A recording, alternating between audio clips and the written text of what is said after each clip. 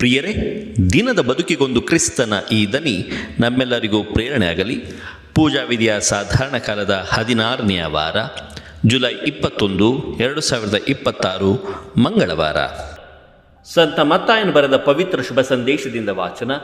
12ನೇ ಅಧ್ಯಾಯ 46ರಿಂದ 50ರವರೆಗಿನ ವಚನಗಳು. ಆ ಕಾಲದಲ್ಲಿ ಯೇಸು ತಮ್ಮನ್ನು ಸುತ್ತುವರೆದಿದ್ದ ಜನರಿಗೆ ಇನ್ನೂ ಬೋಧನೆ ಮಾಡುತ್ತಿದ್ದರು.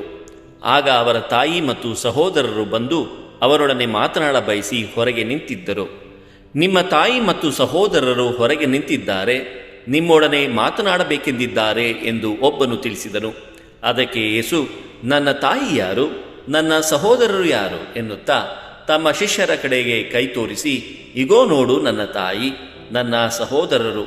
ಸ್ವರ್ಗದಲ್ಲಿರುವ ನನ್ನ ತಂದೆಯ ಚಿತ್ತವನ್ನು ಯಾರು ನೆರವೇರಿಸುತ್ತಾರೋ ಅವರೇ ನನಗೆ ಸಹೋದರ, ಸಹೋದರಿ ಮತ್ತು ತಾಯಿ ಎಂದರು.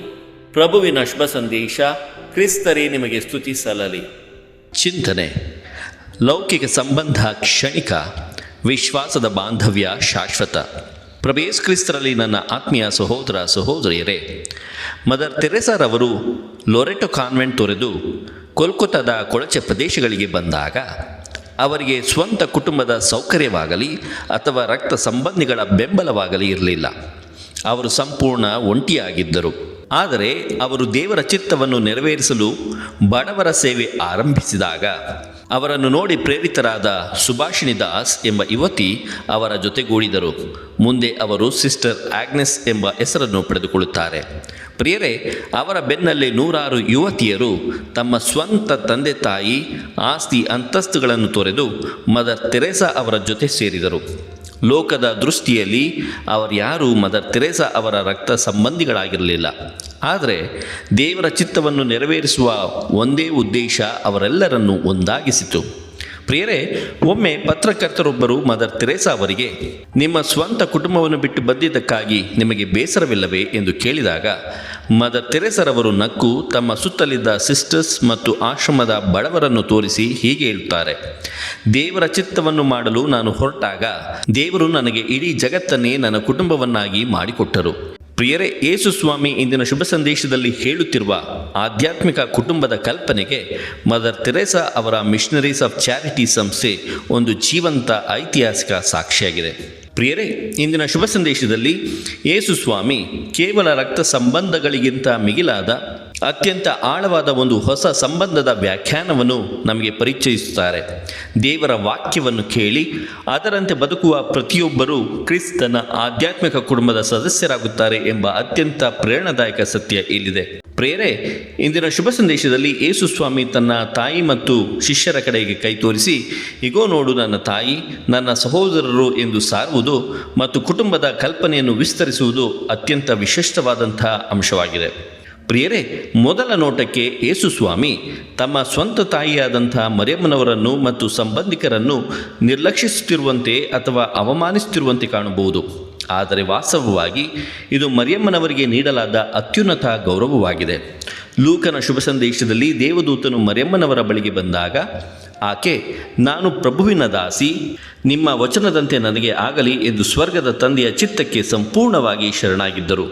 ಯೇಸು ಇಲ್ಲಿ ಹೇಳುತ್ತಿರುವುದು ಏನೆಂದರೆ, ನನ್ನ ತಾಯಿ ಕೇವಲ ನನಗೆ ಜನ್ಮ ನೀಡಿದ್ದಕ್ಕಾಗಿ ಮಾತ್ರ ಶ್ರೇಷ್ಠಳಲ್ಲ, ಆಕೆ ಸ್ವರ್ಗದಲ್ಲಿರುವ ನನ್ನ ತಂದೆಯ ಚಿತ್ತವನ್ನು ಸಂಪೂರ್ಣವಾಗಿ ನೆರವೇರಿಸಿದ್ದಕ್ಕಾಗಿ ಶ್ರೇಷ್ಠಳು ಎಂಬ ಸತ್ಯವನ್ನು ನಮಗೆ ತಿಳಿಸುತ್ತಿದ್ದಾರೆ.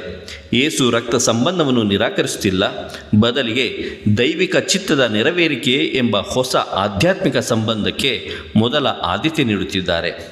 ಪ್ರಿಯರೇ, ಕ್ರಿಸ್ತನ ಕುಟುಂಬದ ಸದಸ್ಯರಾಗಲು ಕೇವಲ ಬಾಯಲ್ಲಿ ಪ್ರಭುವೇ ಪ್ರಭುವೇ ಎಂದರೆ ಸಾಲದು. ದೇವರ ಆಜ್ಞೆಗಳನ್ನು, ಪ್ರೀತಿ ಮತ್ತು ಕರುಣೆಯ ಮೌಲ್ಯಗಳನ್ನು ನಮ್ಮ ದೈನಂದಿನ ಜೀವನದಲ್ಲಿ ಅಳವಡಿಸಿಕೊಳ್ಳಬೇಕು. ಎರಡನೆಯದಾಗಿ, ಯೇಸು ಯಾವುದೇ ಒಂದು ಜಾತಿ, ಧರ್ಮ ಅಥವಾ ವಂಶಕ್ಕೆ ಸೀಮಿತವಾದವರಲ್ಲ.